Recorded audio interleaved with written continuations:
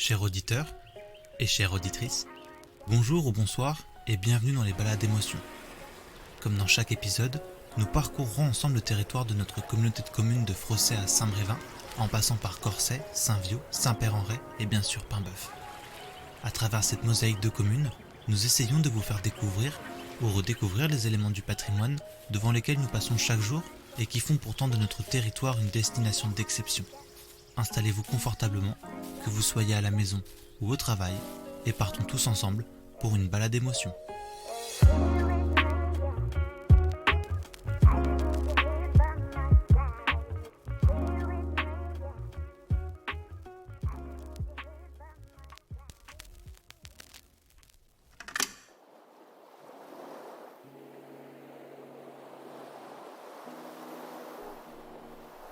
Que vous soyez en itinérance sur l'axe de la Loire à vélo en provenance de Nantes, ou que vous remontiez la côte atlantique, vous avez dû apercevoir de petites cabanes sur pilotis, un bras tendu vers l'eau portant un carré de mailles.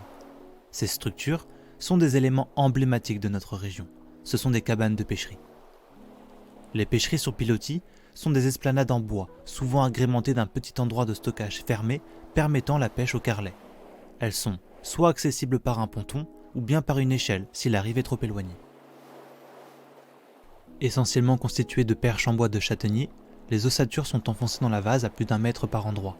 Des ancrages au sol sont nécessaires pour supporter la cabane, ce sont des bidons enfoncés dans la vase à marée basse et évidés avant d'être remplis de gravats ou de béton.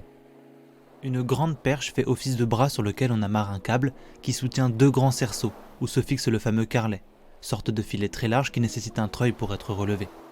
La plupart des pêcheurs étendent des vers de terre comme appât sur leur filet, le tout lesté par quelques plombs. Une fois sous la surface de l'eau, les poissons à la quête de nourriture se ruent sur les appâts, et lorsque le carré se trouve suffisamment recouvert, le pêcheur n'a plus qu'à relever son filet pour sortir sa prise.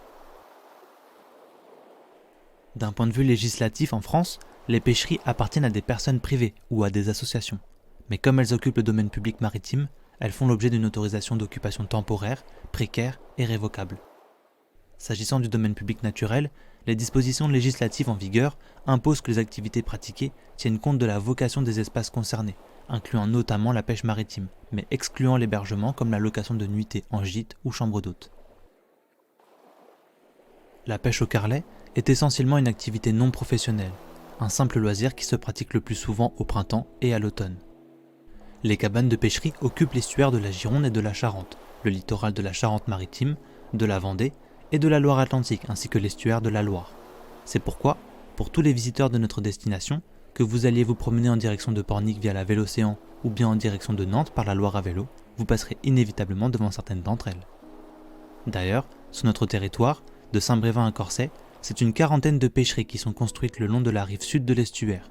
Elles sont accessibles par des passerelles horizontales, dont les plus longues font jusqu'à 120 mètres. Si vous aussi vous êtes intéressé par une partie de pêche dans une de ces cabanes, il en existe une sur la commune de Saint-Brévin-les-Pins du nom de la Ligérienne.